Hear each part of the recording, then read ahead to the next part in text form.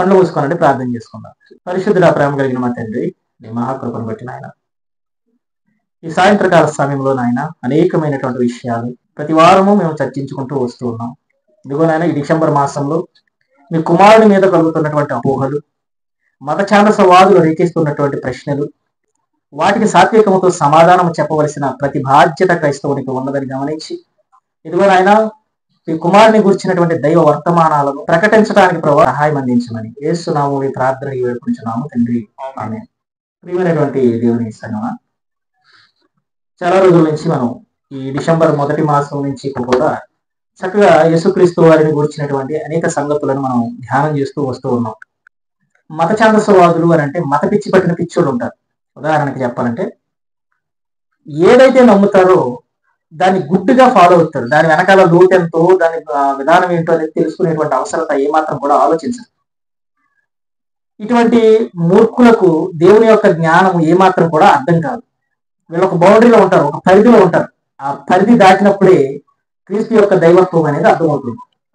ఈ మత ఛాందసవాదులు లేదా మత పిచ్చోళ్ళు అని అంటే ఇంకా వాళ్ళు నమ్మిన దానికోసమే, ఇంకా అది దేవుడు చెప్పాడా, దెయ్యం చెప్పిందా, లేకపోతే ఎవరు చెప్పారని కాదు, ఏదైతే నమ్ముతున్నారో దానికోసం అలా పిచ్చిగా ఉంటారనమాట.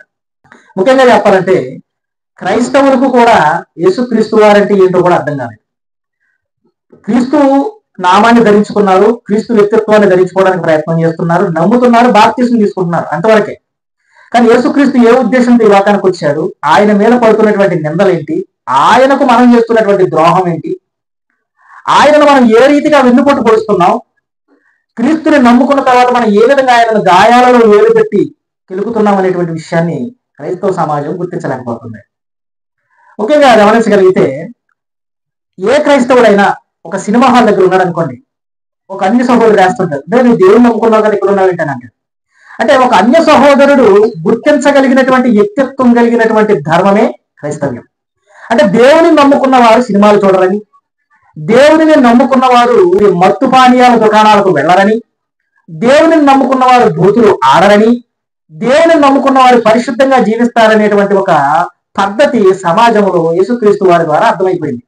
అందుకే ఈ అన్య సహోదరులు కూడా మీరు దేవుడు నమ్ముకున్నారు కదా, మీరు దేవుడు నమ్ముకున్నారు కదా అని అంటారు. కొంతమంది తెలియని వాళ్ళు ఏమంటారంటే మీరు మతం తీసుకున్నారు కదా అంటారు. అసలు క్రైస్తవ్యం అనేది మతమే కాదు, క్రైస్తవ్యం మతమే కాదు. కొంతమంది సంఘ సిద్ధాంతాలు కూడా మతోద్ధరణ చేస్తుంటారు. మతోద్ధరణ అని అనకూడదండి, మతోద్ధరణ అని అనకూడదు. బైబిల్ ఎక్కడ కూడా మతాన్ని ఉద్ధరించినట్టుగా చెప్పలేదు. క్రైస్తవ్యము మతము కాదు, కానీ రాజ్యాంగ పరంగా మతము కింద రాయబడింది తప్ప నిజానికి క్రైస్తవ్యం అనేది మతమే కాదు. క్రైస్తవ్యం ఏంటంటే మనిషిని వెలుగులోకి నడిపించేది, మనిషిని మంచి మార్గాన్ని నడిపించేదే క్రైస్తవ్యము అంటారు. అయితే ఇటువంటి క్రైస్తవ్యం మీద కొంతమంది మత ఛాందసవాదులు క్రీస్తు యొక్క ఉద్దేశాలను, ఆయన ప్రేమ బాహువుని అర్థం చేసుకోలేనటువంటి కొన్ని ప్రశ్నలు వేస్తూ ఉంటాయి. వాటికి మనం సమాధానం చెప్పాలి. క్రైస్తవులైనటువంటి వారు కూడా సమాధానం చెప్పాలి. కానీ క్రైస్తవులే వాళ్ళతో కలిసిపోయేటువంటి పరిస్థితి. ఏ దేవుడైతే ఏముందండి, ఏ దేవుడైతే ఏముందండి, ఏ దేవుడైతే ఏముందని అది నువ్వు అన్నావు అనుకో, అప్పుడు నువ్వు యేసుక్రీస్తుని నమ్మనట్టే లెక్క. అర్థమవుతుందా? అంటే నువ్వు గోడ మీద పిల్లి వాటము అని అర్థం. ఇలా ఆలోచన చేద్దాం. ఆనాటి కాలంలో యూదులకు లేదా రబ్బీలు అంటే ఎవరమ్మా? యాజకులు కానీ బోధకులు కానీ, నేటి కాలంలో సేవకులను కూడా అనొచ్చు. అంటే బోధించేటువంటి వ్యక్తులను రబ్బీలు అంటారు. అలాగే సద్దూకయ్యులు అనే తెగ కూడా ఒకటి ఉంది. సద్దూకయ్యులు అంటే అర్థం తెలుసా? సద్దూకయ్యులు అంటే వాళ్ళు కూడా ఒక తెగవారు. వాళ్ళు ఏం చేస్తారంటే పునరుద్ధానాన్ని అంగీకరిస్తారు. అర్థమవుతుందా? శాస్త్రులు, పరిసయ్యులు, సద్దూకయ్యులు, ఇలా కొన్ని తెగలు ఉంటాయి అన్నమాట. పేర్లు విధానాలు వేరైనప్పటికీ ఒకటే, కానీ ఇందులో కూడా సిద్ధాంతపరమైనటువంటి భేదాలు ఉంటాయి. ఇవాళ క్రైస్తవ్యంలో ఇన్ని శాఖలు, ఇన్ని సిద్ధాంతాలు వచ్చి మాది గొప్ప అనే పరిస్థితి ఎందుకు వచ్చిందో చెప్పండి. క్రీస్తు అర్థము కాలేదు కనుక. బైబిల్ అంటుంది విశ్వాసము ఒక్కటే, బాప్తిస్మము ఒక్కటే, దేవుడు కూడా ఒక్కడే, అలాగే సంఘము కూడా ఒక్కటే. ఏంటా సంఘము అనంటే సార్వత్రిక సంఘము, అది దేవుని సంఘము. ఆయా పేర్లు పెట్టుకుంటాం కానీ అందరూ ఆరాధించేది క్రీస్తునే. ఇక్కడ వరకు బాగుంది. అయితే ఈనాడు కొంతమంది సోషల్ మీడియాను వేదికగా తీసుకుని యేసుక్రీస్తు వారి మీద వేస్తున్నటువంటి అనేకమైనటువంటి ప్రశ్నలను యెషయా గ్రంథంలో 7వ అధ్యాయం 14వ వచనంలో చెప్పబడినటువంటి మాట. ఏంటా మాట? యెషయా గ్రంథం 7వ అధ్యాయం 14వ వచనాన్ని మనం పరిశీలన చేద్దాం. ఏమన్నా అక్కడ మాట, కాబట్టి ప్రభువు తానే ఒక సూచక క్రియ మీకు చూపును, ఆలకించండి, కన్యక గర్భవతి అయి కుమారుని కని అతనికి ఇమ్మానుయేలు అని పేరు పెట్టెదరు అని ఉంది. ఏం పేరు పెట్టాలంట? మనం క్రిస్మస్ లో ఎన్నో వందల సార్లు పిల్లల చేత ఈ కంఠత వాక్యాలు చెప్పిస్తుంటాం. కానీ మత్తయి సువార్త 1వ అధ్యాయము 25వ వచనం చూస్తే అక్కడ ఏమని పెట్టారు పేరు ఒకసారి చూడండి అమ్మా. ఆమె కుమారుని కొరవరకు ఆమెను ఎరుగుకుండానని చెబుతూ, అతడు ఎవరు? యోసేపు గారు ఆ కుమారుడికి, ఏ కుమారుడు పుట్టబోయేటువంటి ఆ ఇమ్మానుయేలు అనేటువంటి కుమారుడికి ఏం పేరు పెట్టాడంట? ఆయన యేసు అని పేరు పెట్టారు. ఇదేంటి? యెషయా గ్రంథము 7వ అధ్యాయం 14వ వచనంలో ఇమ్మానుయేలు అని పేరు పెట్టాలి కదా. మత్తయి సువార్తలో 1వ అధ్యాయం 25వ వచనంలో యేసు అని పెట్టడం ఏంటి? అసలు ఇదేం పేరు అంటే ప్రవచనాలలో తారుమారుంది, బైబిల్లో తప్పులున్నాయి, కాబట్టి యేసు ప్రభు దేవుడు కాదు, వేలలో వేలకే పొందిక లేదు అనేటువంటి ప్రశ్నను కొంతమంది మూర్ఖులు లేవనెత్తారు. అంటే బైబిల్లో ఉన్నటువంటి సంస్కృతి లేదా విధానాన్ని అర్థం చేసుకోలేదు. అందుకే బైబిల్ అంటారండి, పేతురు రాసినటువంటి 2వ పత్రికలో 1వ అధ్యాయము 21వ వచనాన్ని చూడండి. క్షమించండి, 2వ అధ్యాయం 2వ పేతురు పత్రిక 1వ అధ్యాయం 20వ వచనం నుంచి చూడండి ఒకసారి. ఏమని ఉంటుంది అక్కడ? చాలా జాగ్రత్తగా చూడాలి.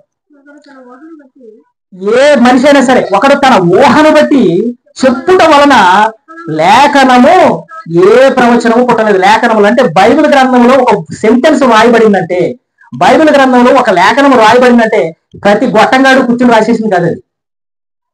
ఒకడు తన ఊహ వలన చెప్పుట వలన లేఖనములలో ఏ ప్రవచనం అంటే రాయబడిన ప్రతి లేఖనము ఎవరు పడితే రాసింది కాదు అది. ఏమంటారు అక్కడ? పుట్టలేదని మొదట గ్రహించుకోండి. అంటే ఇది మీరు అనుకున్నట్టు ఊహించి కూర్చుని రాసిన పుస్తకం కాదురా నాయన. దేవుడు మహాజ్ఞాని, అనంత జ్ఞాని. మీలాంటి పిచ్చివాళ్ళు ప్రశ్నలు వేస్తారని తెలిసే దేవుడు చాలా పకడ్బందీగా రాయించినటువంటి గ్రంథమే బైబిల్. బైబిల్లో ఒక్క తప్పు కూడా లేదు. గుండు సూది పిన్ను వనకున్నంత తప్పు కూడా లేదు బైబిల్లో. బైబిల్ అర్థం కాని వాళ్ళు తప్పుడుగా ఆలోచిస్తారు. అర్థమవుతుందా? ఆలోచన చేయండి. కిందకి అన్నప్పుడు ఏలయనగా ప్రవచనం ఎప్పుడును మనిషిని ఇచ్చేను బట్టి, అంటే వారి ఇష్టానుసారంగా రాయడం వల్ల పుట్టలేదు. కానీ ఏమంటాడు ఇక్కడ? మనుషులు పరిశుద్ధాత్మ వలన ప్రేరేపింపబడిన వారై అంటాడు. అంటే దేవుడు ప్రేరేపిస్తేనే బైబిల్ రాయబడింది. దేవుడు నామానికి మహిమ కలుగును గాక. వీళ్ళరా ఎంత చక్కగా చెప్తున్నారంటే మనుషుని ఇచ్ఛను బట్టి కలగలేదు ఈ గ్రంథం, చాలా జ్ఞానముగా రాయించాడు.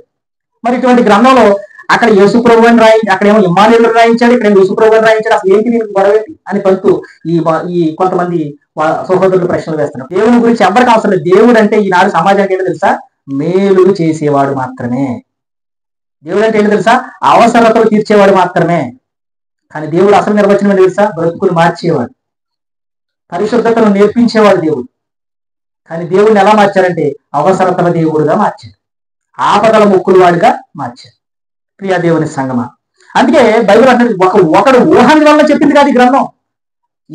ఇచ్చడం వల్ల, అంటే ఇష్టాన్ని ప్రకారంగా రాసేసినటువంటి గ్రంథం కాదు ఇది. పరిశుద్ధాత్మ ప్రేరణ వల్ల రాయబడినటువంటి గ్రంథము అని రాయించాడు. ఇంకో వారు చూపిస్తాను చూడండి. ఇంకా చెప్పాలంటే ఇంకంతగా అంటే యేసుక్రీస్తు వారి గురించి ఒక మర్మముగా ఉందని చెప్తాడు చూడండి. తిమోతికి రాసినటువంటి 1వ పత్రిక 3వ అధ్యాయం 16వ వచనంలో ఆ మాత్రం అర్థమైపోయి ఉంటే ప్రతి వారి వాళ్ళ బైబిల్ చెప్పేది. ఇన్ని ట్రైనింగ్, ఇన్ని సెమినార్లు, ఎంతమంది కొన్ని సంవత్సరాల ట్రైనింగ్ పీరియడ్లు తీసుకుంటున్నారు. ఎందుకు అనుకుంటారు? బైబిల్ ఇంకా పరిశోధన చేయవలసినటువంటి గ్రంథం, అది పరిశోధిస్తూనే ఉండాలి. బైబిల్ ఒక వచనాన్ని కంప్లీట్ చేయడానికి ఒకటి జీవితం చాలు. సహోదరు కృష్ణ గారు కూడా చాలా సార్లు అన్నారు నాకు, ఒక వచనము దాని సెంటెన్స్ ని కంప్లీట్ చేయడానికి ఒకటి జీవితం చాలుతాడు అనండి. ఎస్, నిజమే. కానీ ఉన్న కొద్దిపాటి నామంలో దేవుని వాక్యాన్ని నేర్చుకోవడానికి ప్రయత్నం చేద్దాం. ఇక్కడ ఏమంటాడు యేసుక్రీస్తు వారి గురించి? మొదటి తిమోతి పత్రిక 3వ అధ్యాయం 16వ వచనంలో చూడండి. నిరాక్షేపముగా దైవభక్తిని గుర్చిన మర్మము గొప్పది అన్నాడు. అంటే దైవభక్తి అంటే దేవుని గుర్చిన మర్మం ఎలాంటిదట? గొప్పది. అందరికి అర్థమైపోయేది కాదు అది. అందరికి అర్థమైపోయేది కాదు. అందరికీ అర్థమై ఉంటే యేసుప్రభు వారిని వాళ్ళ ప్రపంచం అంగీకరించింది. అందరికీ అర్థమైపోయి ఉంటే ఇన్ని శాఖలుగా దేవుడు విడిపోయేవాడు కాదు. అర్థం అవ్వలేదు కనుక ఇన్ని శాఖలు. అర్థమవుతుందా? ఒకటి విగ్రహంలో చూస్తాడు, ఒకడేమో పాద్రిగారిలో చూస్తాడు, ఒకడు ఎక్కడో చూస్తాడు, ఒకటి చర్చిలో చూస్తాడు, ఒకటి సిలువలో చూస్తాడు. అంటే వీళ్ళకి అర్థం కాలేదని అర్థం అంటే ఏం కాదు. నిరాక్షేపముగా దైవభక్తిని కూర్చున్న మార్గం గొప్పది. ఆయన సశరీరుడిగా ప్రత్యక్షుడయ్యను, ఆత్మ విషయమై నీతిపరుడని తీర్పునందని దేవదూతలు కనబడను, రక్షకులని జనములలో ప్రకటింపబడను, లోకమందు నమ్మబడను, ఆరోహణుడై తేజోమయుడయ్యను. యేసుక్రీస్తు వారిని గురించినటువంటి మాట. పిల్లరా, ఇప్పుడు మనం ఆలోచించగలిగితే ఈ యెషయా గ్రంథం 7:14లో ఏమని పెట్టాలి పేరు? ఏమని పెట్టాలమ్మా? ఇమ్మానుయేలు అని పెట్టాలి. కానీ మత్తయి సువార్తలోకి వచ్చేసరికి ఈ మరియా యోసేపులు ఏమని పేరు పెడుతున్నారు? యేసు అని పేరు పెడుతున్నారు. మరి రెండింటికి వ్యత్యాసం ఏంటి? మరి పేర్లు ఇన్ని అలమడికలు ఉంటే బైబిల్ తప్పు కాదండి అని అనేస్తుంటారు. పిల్లరా, సెప్టుజింట్ వారి గురించి మీకు తెలియాలి. మొట్టమొదటిగా ఎన్నోసార్లు చెప్పాను నేను. 70 మంది ఏకగ్రీవంగా ట్రాన్స్లేషన్ చేసినటువంటి గ్రంథం ఇది. హెబ్రీ భాష నుంచి గ్రీకు భాషలోకి తర్జుమా చేయబడినటువంటి గ్రంథము. పరిపాలన, క్షమించండి, అలెగ్జాండర్ పరిపాలన కాలంలో యూదులందరినీ పోగు చేసి ఈ గ్రంథాలను, ఈ చుట్టంలో ఉన్నటువంటి గ్రంథాలను గ్రీకు భాషలో తర్జుమా చేశారు అనే సంగతి కూడా మొట్టమొదటిగా మీకు చెప్పారు. ఈ తర్జుమాల గురించి మరొక సందర్భంలో మాట్లాడదాం. అయితే పిల్లరా, ఇప్పుడు పేరు అనే కనుక మనం ఆలోచిస్తే పేర్లు ఎవరికి కావాలి చెప్పండి? పేర్లు ఎందుకు? ఫస్ట్ పేరు అంటే ఏంటి? పేరు అంటే అర్థం ఏంటి? నీ పేరు ఏంటా అని అడుగుతారు. అంటే అర్థం ఏంటి చూసారా? ఆలోచనలు పడ్డారా? పేరు అని అంటే మనిషి ఐడెంటిటీ, అంటే గుర్తింపు. అంటే ఒక మనిషిని గుర్తించాలి అని అంటే పలానా వ్యక్తి, ఈయన ఎవరో తెలుసా? రాజు సన్. ఈయన ఎవరో తెలుసా? పలానా సుబ్బారావు గారు, ఈయన అప్పారావు గారు. అంటే ఒక మనిషిని గుర్తుపట్టడానికి పేర్లు కావాలి. అసలు నిజానికి పేరు పెట్టినది, ఈ ప్రపంచానికి పేరు పెట్టిన వ్యక్తి ఎవరో తెలుసా? దేవుడే పేరు పెట్టాడు. ఒకసారి చూద్దాం. ఆదికాండం 1వ అధ్యాయము 5వ వచనం చూడండి ఒకసారి. అంటే పేరును పరిచయం చేసినంటే మనుషులకు గుర్తింపు కోసం, ఇది గుర్తించాలనేటువంటి ఉద్దేశంతో దేవుడు మనుషులకు పరిచయం చేస్తున్నటువంటి వాచకమే పేరు. అంటే పేరుంటేనే మనుషులకు ఐడెంటిటీ వస్తుంది అనే సంగతి మొట్టమొదటిగా గమనించండి. చూడండి, దేవుడు వెలుగునకు పగలనియు చీకటికి రాత్రనియు పేరు పెట్టాడు. అంటే ఈ ప్రకాశమానాలను గుర్తించడానికి మనుషులకు గుర్తింపు కావాలంటే మొట్టమొదటిగా ఏం కావాలి? ఐడెంటిటీ, అంటే పేరు కావాలి. ఓకేనా? అంటే ఒక వస్తువును గుర్తించడానికైనా, ఒక వస్తువు ఇదని తెలియడానికైనా దానికి ఒక పేరు కావాలి. పేరు లేకపోతే దాన్ని మనం పిలవలేము. కానీ ఒక మాట చెప్పనా, దేవుడు పేరు లేని వాటిని కూడా పేరు పెట్టి పిలవగలడు. దేవుని నామానికి మహిమ కలుగును గాక. లేని వాటిని ఉన్న వాటిగా పిలవగలడు. దేవునికి మనకి సారూప్యత కాదండి. అర్థమవుతుందా? అసలు ఆలోచించండి. ఇంకా ఉన్నాడు 8వ వచనంలో చూడండి, దేవుడు ఆకాశ విశాలములకు ఆకాశం అని పేరు పెట్టాను, అస్తమయమును ఉదయం కలగ 210వ వచనం, దేవుడు ఆరణ్యాలకు భూమి అని పేరు పెట్టాను, జలరాశికి ఆయన సముద్రములని పేరు పెట్టాను. ప్రతి దానికి కూడా దేవుడే పేర్లను నిర్ణయించాడు. కానీ వృక్ష సంపదకు, జంతు సంపదకు, మానవ సంపదకు మనిషికి ఐడెంటిటీ కావాలి. కాబట్టి మనిషే వాటికి పేర్లు నిర్ణయించినట్టుగా గ్రంథం సెలవిస్తుంది. అయితే ఈ పేరు దేని నిమిత్తం చెప్పండి విన్నా? మనిషి గుర్తింపు కోసం, అంతే కదా? అవునా కదా? మనిషికి గుర్తింపు కోసం. పూర్వం మనుషుల్ని ఎలా గుర్తుపట్టేవారనంటే పేరుని బట్టే గుర్తుపట్టేవారు. ఇప్పటికీ కూడా పేరుని బట్టే గుర్తుపడుతున్నారు. కానీ ఎప్పటి పేర్లు అప్పటి పేర్లకు తేడా ఉంది. అప్పుడు వాళ్ళ వ్యక్తిత్వాలను బట్టి, వాళ్ళ ఆకృతులను బట్టి పేర్లు నిర్ణయించేవారు. గమనించాలి. ఇప్పుడు ఉదాహరణ చెప్తారు. ఆదికాండం 25వ అధ్యాయము 25వ వచనం నుంచి చదవండి. మొదటివాడు ఎర్రని వాడుగా బయటకు వచ్చాను, అతని ఒళ్ళంతా రోమ వస్త్రముల వలె ఉండేను కనుక అతనికి ఏమని పేరు పెట్టారంట? ఏశావు. అంటే ఏశావు అంటే అర్థం ఏంటి? ఎర్రని రోమములు కలిగిన వాడు అని అర్థం.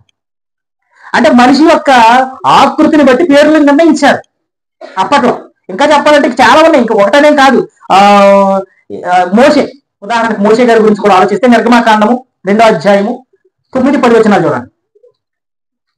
నిర్గమాకాండము 2వ అధ్యాయము 9-10 వచనాలు. ఫరో కుమార్తె, అక్కడి చదవండి. బిడ్డను తీసుకుని పోయి నా కొరకు పాలిచ్చి పెంచమని చెప్పిన తర్వాత, నేను నీకు జీతం ఇచ్చేదని చెప్పగా ఆ స్త్రీ ఆ బిడ్డను తీసుకొని పోయి పాలిచ్చి పెంచాను. అయితే ఆ బిడ్డ పెద్దవాడైన తర్వాత ఆమె ఫరో కుమార్తె యొద్దకు అతను తీసుకుని వచ్చాను. తరువాత అప్పుడు ఏం జరిగింది? అతనికి ఆమె కుమారుడు అయ్యను. ఆమె నీటిలో నుండి అతను తీసితేనని చెప్పి అతనికి మోషే అని పేరు పెట్టాను. మోషే అంటే అర్థం ఏంటమ్మా? నీటిలో నుంచి తీయబడిన వాడు అని అర్థం. అంటే వాళ్ళు ఏ రూపేణ జన్మించారో, ఏ పరిస్థితుల్లో బయటపడ్డారో వాటిని బట్టి పేర్లు నిర్ణయించారు బైబిల్ గ్రంథంలో. అర్థమవుతుందా? నీటిలోంచి తీయబడ్డాడు కాబట్టి మోషే. ఇంకా అక్కడ దాకా ఎందుకండి? ఆదాము అర్థమేంటి చెప్పండి? ఆదాము అర్థమేంటి చెప్పండి? ఎర్రటి మన్ను అని అర్థం. అర్థమవుతుందా? ఎర్రటి మన్ను అని అర్థం. అంటే వాడు ఏ రూపేణ తీయబడ్డారో అవే వారికి పేర్లుగా మార్చబడ్డాయి. మరి ఇప్పుడు ఉన్నటువంటి పేర్లకు తగ్గ గుణాలు ఎవరికైనా ఉన్నాయా? చెప్పాలి. రాజు నా పేరు, నాకు రాజ్యం ఉందా? చెప్పాలి. రాజు నా పేరు, రాజ్యం ఉందా? బ్యోలా అని పేరు ఉంటుంది. అంటే బ్యోలా అంటే అర్థం ఏంటి? పవిత్రత, లేకపోతే పవిత్రత, పతివ్రత. ఉన్నారా? శాంతకుమారి, అస్సలు శాంతంగా ఉండదు. అవునా కదా?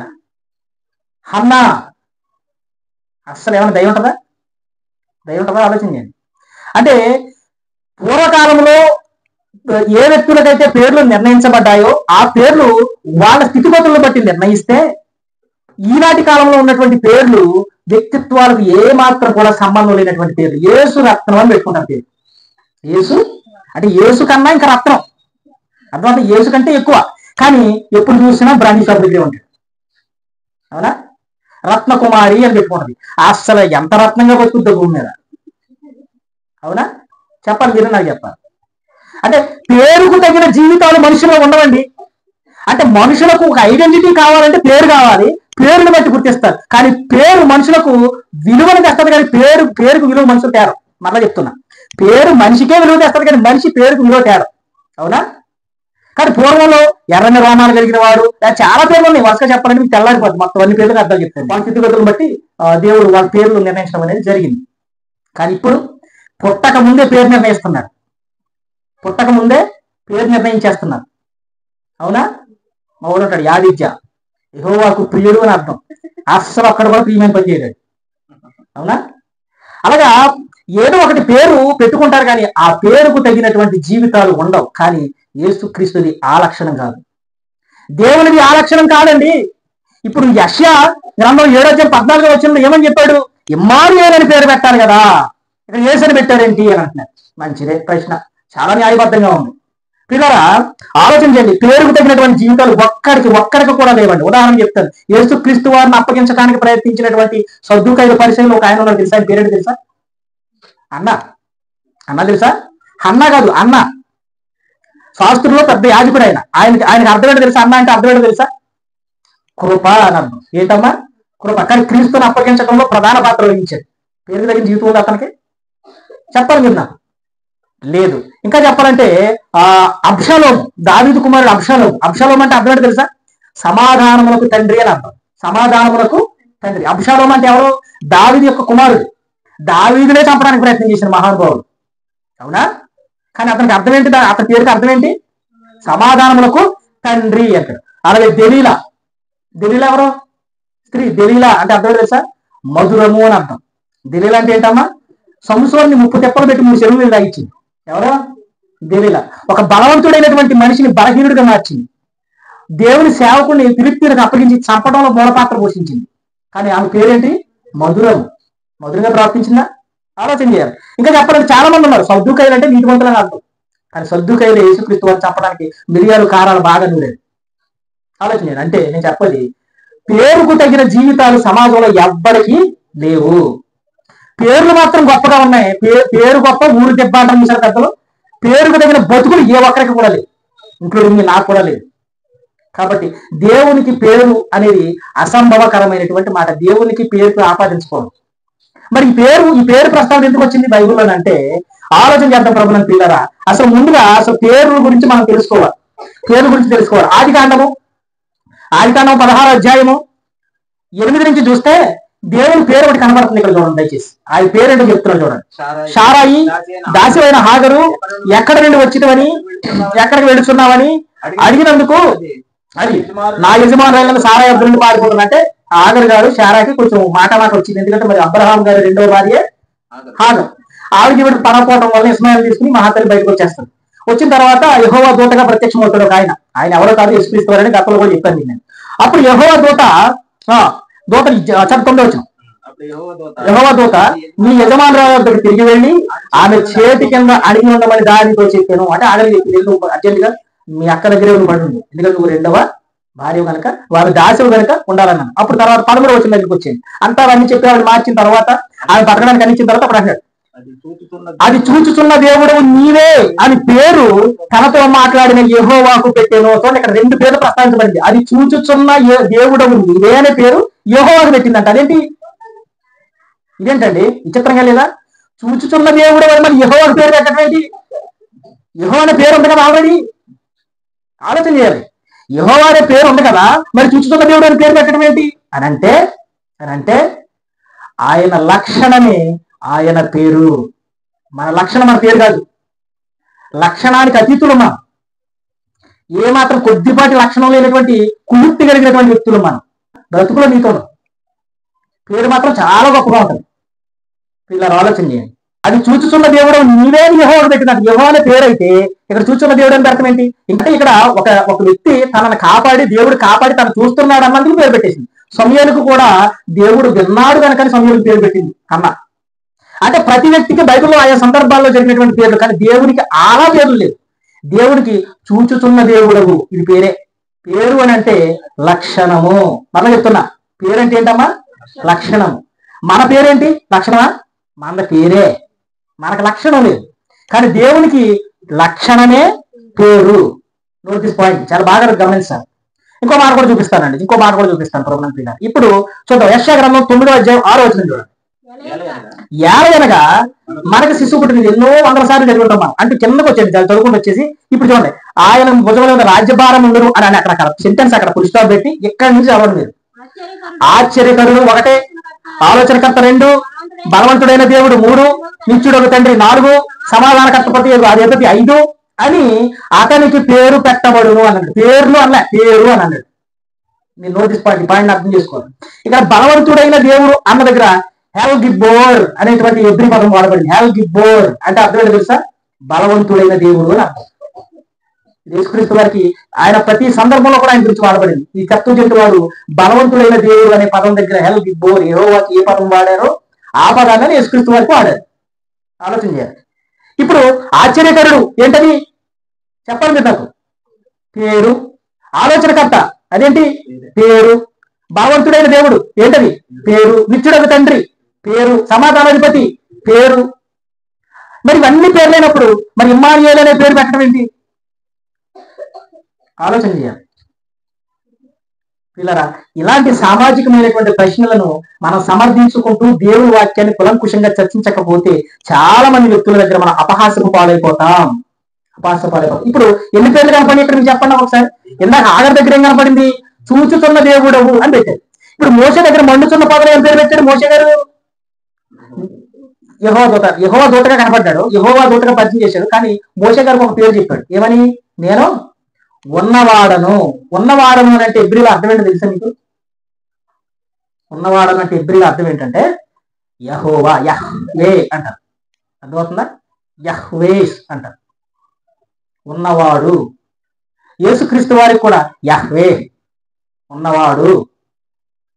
అర్థమవుతుందా? ఉన్నవాడు అనువాడు కాదు, ఉన్నవాడు. పదాలు రెండు కలిపి చదువుకుంటాం మనం. ఉన్నవాడు అనువాడు అని అంటుంటారు. ఉన్నవాడు అనువాడు కాదు, ఉన్నవాడు. ఉన్నవాడు. నేను ఉన్నాను. ఎప్పటి నుంచి ఉన్నావయ్యా? అది అసలు కూర్చునే తప్పు. ఆయన ఎలా అంట?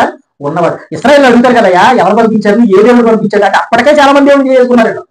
అప్పటికే దూర దేవతనే, కొంగ దేవతనే, కుందేలు దేవతనే, పందికొక్కు దేవతను కూడా చేసుకున్నారు. కానీ ఏ దేవుడు పంపించాడు? ఇన్ని దేవతలు కదా, ఏ దేవుడు పంపించాడని చెప్పి నువ్వు ఏం చెప్పాలనంటే, నువ్వు బొమ్మలన్నీ చూసావు కదా, నేను ఆ బొమ్మను కాదు, నేను ఉన్నవాడను. నువ్వు చేసిన వాడిని కాదు, నేను ఉన్నవాడను అని చెప్పాడు. ఎస్, ఉన్నవాడు అని అంటే అర్థం ఏంటి? యెహోవా, యహ్వే. రోమన్ క్యాథలిక్ వెర్షన్లో అయితే యావే అని ఉంటుంది.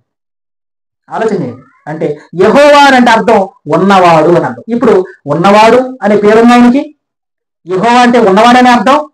తర్వాత ఇందాక మీకు హాగర్ దగ్గర ఏంటి? బైర్లహరోయి, దేవుడు చూస్తున్న వాడు. ఇప్పుడు యెషయా గ్రంథం 9:6లో బలవంతుడైన దేవుడు, ఆశ్చర్యకరుడు, నిత్యుడగు తండ్రి, సమాధానాధిపతి, ఇన్ని పేర్లు కనపడి కదా. ఇవన్నీ కూడా పేర్లు అన్నాడా? పేరు అన్నాడా? పేరు అంటే అర్థం ఏంటి? లక్షణము. మనం చెప్తున్నా లక్షణము. ఇంకొక లక్షణాలు కూడా చూపిస్తాను చూడండి. ఇర్మియా గ్రంథం 23వ అధ్యాయం 5వ వచనాలు. ఇర్మియా గ్రంథం 23వ అధ్యాయము 5-6 వచనాలు. యెహోవా ఎలాగూ ఆజ్ఞిస్తున్నాడు, రాబో దినములలో దావీదునకు నీతి చిగురు అనే పేరు కూడా ఆయనకు ఉంది. దాన్ని నజర్ అనే పదం కూడా వాడబడింది. నీతి చిగురు అనేటువంటి పేరు కూడా ఆయనకు ఉంది. నా ఒక్క నీతి చిగురు అనేటువంటి నీతి చిగురును నేను పుట్టించేదను అని అన్నాడు. తర్వాత నీతి చిగురును పుట్టించేదని చదువుకుంటూ, అతడు రాజై పరిపాలన చేయును, అతడు ఏకముగా నడుచుకొని కార్యము జరిగించును, భూమి మీద నీతి న్యాయములను జరిగించును, అతని దినముల యందు యోధా రక్షణ నందును, ఇశ్రాయేలు నిర్భయముగా నివసించును. యెహోవా మనకు నీతి అని అతనికి పేరు. ఇదొక పేరు. చూసారా? ఇప్పుడు ఈ మత ఉన్మాదులు లేదా క్రైస్తవులు కొనసాగి కొంతమంది వాళ్ళు ఏంటంటే అర్థం చేసుకోవాల్సిన విషయం ఏంటంటే, ఆయన ఏ పేరు అని అనకూడదు, ఆయన లక్షణమే ఆయన పేరు అని అర్థం చేసుకుని. ఇప్పుడు యెషయా గ్రంథం 7:14 వచ్చినాం రండి ఒకసారి. ఇప్పుడు విషయం చూసుకుని మనం ముగించుకుందాం. యెషయా గ్రంథం 7:14 ఇప్పుడు మీకు అసలైనటువంటి రివ్యూ చేస్తాను. కాబట్టి ప్రభువు తానే ఒక సూచక క్రియ మనకు చూపును. ఆలకించండి. కన్యక గర్భవతి కుమారుని కనును అతనికి ఏమని పెడతంట? ఇమ్మానుయేలు అని పేరు పెడతారు. ఇమ్మానుయేలు అని పేరు పెడతారు. అది జరిగిందో లేదో ఖచ్చితమైనటువంటి ఆధారం మత్తయి సువార్త 20 కనబడుతుంది. మత్తయి సువార్త 1:20 నుంచి చూద్దాం. 22 నుంచి చదవడం సరిపోతుంది. ఇదిగో కన్యక గర్భవతి అయి కుమారుని కనును ఆయనకు ఇమ్మానుయేలని పేరు పెట్టెదురు అని ప్రభువు తన ప్రవక్త ద్వారా పలికిన మాట నెరవేరినట్టు ఇదంతయం జరిగాను. అంటే పెట్టారా పెట్టలేదన్న పేరు? పెట్టారు. అక్కడ చెప్తున్నాడు పక్కన ఇమ్మానుయేలని పేరునకు భాషాంతరమున. ఇమ్మానుయేలు అంటే తెలుగు పేరు కాదు, మన బయట మీద రాసేస్తుంటాం ఇమ్మానుయేలు ఇమ్మానుయేలు ఇమ్మానుయేలు అని. ఇమ్మానుయేలు అంటే తెలుగులో అర్థము దేవుడు మనకు తోడు. యేసుక్రీస్తు వారు మనకు తోడా కాదా? పేరు పెట్టబడిందా లేదా?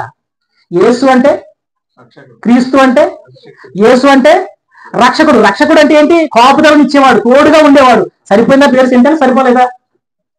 యేసు అనేటువంటి పదము తెలుగు పదము కాదు. యేసు అనేది నామవాచకం కాదు, లక్షణము. అర్థమవుతుందా?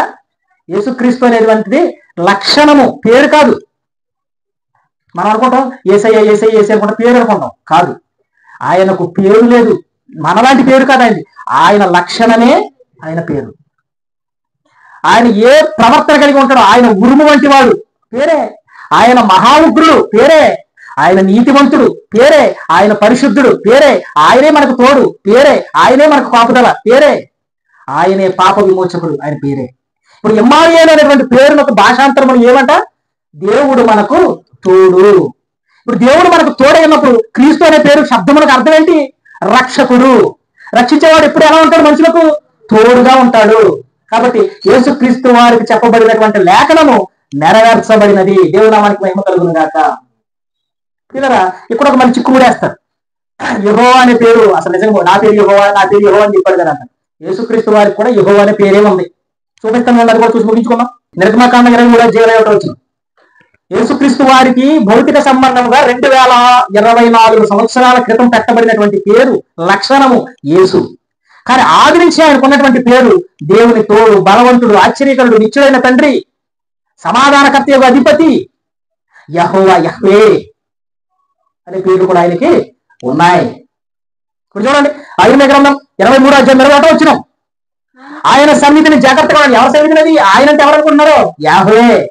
ఎవరు చెప్తున్నా చూడండి, ఆయన సన్నిధిని జాగ్రత్తగా ఉండండి. ఆయన మాట వినవలెను. ఆయన కోపములకు రేపవద్దు. మీ అతిక్రమములను ఆయన పరిహరింపడు. నా నామము ఆయనకున్నది. ఏంటా నామము? యెహోవే అంటే ఉన్నవాడు. యెహోవా అంటే యెహోవా దేవ, యెహోవా దేవ అంటాం. ఎస్, యెహోవా దేవ అనేది హెబ్రీ పదము. ఈ సెప్తుజింట్ వాడు యెహోవా అనే పదాన్ని రాయటానికి ఆ పదం వచ్చిన ప్రతిసారి వెళ్ళి కాళ్ళు చేతులు కడుక్కుని స్నానం చేసి సబ్బు మొఖానికి పెట్టుకుని వచ్చి రాయటం ఇబ్బంది అయిపోయేదని చెప్పేసి వాళ్ళు కొన్ని పదాలు షార్ట్ కట్ రాసుకోవడం వెళ్ళారు. దాన్ని ఏమన్నా తెలుసా? ప్రభువు అని ట్రాన్స్లేషన్ చేశారు. ఇంచుమించు పాత నిబంధనలో 50 పదం 6000 సార్లు రాయబడింది. అంటే 6000 సార్లు వాళ్ళు స్నానం చేశారు. అర్థమవుతుందా? క్షమించండి, 6000 సార్లు స్నానం చేసి రాయవలసి వచ్చింది వాళ్ళు. అంత నిష్ట. కానీ మనం అస్సలు నిష్టగా ఉన్నాం. అస్సలు ఏమాత్రం కూడా కొంచెం కూడా నిష్ట కలిగి బ్రతకం. అలాగే యెహోవా యెహోవా యాహ్వే యెహోవా అని రాయడానికి వాళ్ళకి ఇబ్బంది అయిపోయి ఏం చేశారంటే దాన్ని షార్ట్కట్ లో ప్రభువు అని రాశారు. యేసుక్రీస్తు వారికి ప్రభు అనే పదం వాచకంగా రాబడింది కాబట్టి యేసుక్రీస్తు వారి దేవుడు అనేటువంటి మాట వాడేస్తున్నారు. చాలా తప్పు.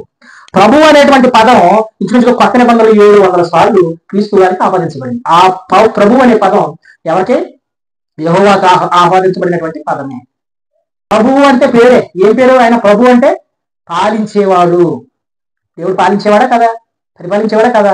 రాజులకు రాజు, ప్రభువులకు ప్రభు. ప్రియా దేవుని సంగమా, యేసుక్రీస్తు వారికి ఇమ్మానుయేలు అని పేరు పెట్టాలి కదా. యేసు అని పేరు పెట్టారు, యేసు పేరు పెట్టారని కొంతమంది మత ఛాందసవాదులు మాట్లాడుతున్నా, నేటి క్రైస్తవ సమాజంలో ఇమ్మానుయేలు అనే పేరుకి అర్థం ఏదో తెలియక, భాషలో అర్థం కాక, ఏదో నామకార్థంగా ఏదో గుంపులో గోధుమ కొనసాగుతున్నా, దేవుడు తన సత్యాలను బయలుపరచడానికి క్రూరులైనటువంటి వ్యక్తుల మధ్య సత్య సంబంధం లేవనెత్తుతూనే వచ్చారు. భయంకరమైనటువంటి నిష్ణాతులు భయంకరమైనటువంటి వ్యక్తుల మధ్య సాధారణ వ్యక్తుల్ని లేవనెత్తు సత్యాన్ని బోధింపజేశాడు. దేవుని నామానికి మహిమ కలుగుతుందట. ఇప్పుడు ఇమ్మానుయేలు అనేటువంటి పేరుకి అర్థము ఏంటి? దేవుడు మనకు తోడు. యేసు అనే పేరుకి అర్థము రక్షకుడు. అంటే తోడు అన్న రక్షకుడు అన్న ఒక్కటే. ఆయనే మనల్ని రక్షించేవాడు. ఇప్పుడు యెహోవాకి పేరేంటమ్మా? యెహోవాకి పేరేంటి? యెహోవాయే. యెహోవా అంటే అర్థం ఉన్నవాడు, ఆశ్చర్యకరుడు. ఆశ్చర్యకరుడు అంటే కూడా తెలుసుకోవాలి. ఆశ్చర్యకరుడు అంటే ఏంటి? ఆడక ఆశ్చర్యకరుడు, ఆలోచనకర్త, నిత్యుడగు తండ్రి, సమాధానకర్త, తన మాట మాడేస్తుంటారు. ఆశ్చర్యకరుడు అంటే అర్థం ఏంటి? నిత్యుడగు తండ్రి అంటే అర్థం ఏంటి? బలవంతుడైన దేవుడు అంటే అర్థం ఏంటి? ఆలోచన. సమాధాన అధిపతి అంటే అర్థం ఏంటి? ఇలాంటి సామాజికమైన న్యాయబద్ధమైనటువంటి ప్రశ్నలకు మనం ప్రతి వారం కూడా చక్కగా ధ్యానం చేస్తూ చక్కగా దేవుని వాక్యాన్ని పరిశీలన చేయడానికి ప్రయత్నం చేద్దాం. ఓకేనా? అర్థమైనా? ఇమ్మానుయేలు అనగా అర్థం ఏంటి? దేవుడు మనకు తోడు. ఆ పేరు యేసుక్రీస్తు వారికి పెట్టబడిందా పెట్టబడలేదా? పెట్టబడింది. Very good. ప్రార్థన చేసుకున్నాం. ఇక్కడ నమస్కారం. పరిశుద్ధుగా ప్రేమ కలిగిన మన దేవా, నీ మహాకృపను బట్టి నాయన మీ కుమారుడికి ఆపాదించబడినటువంటి లక్షణము ఇమ్మానుయేలు.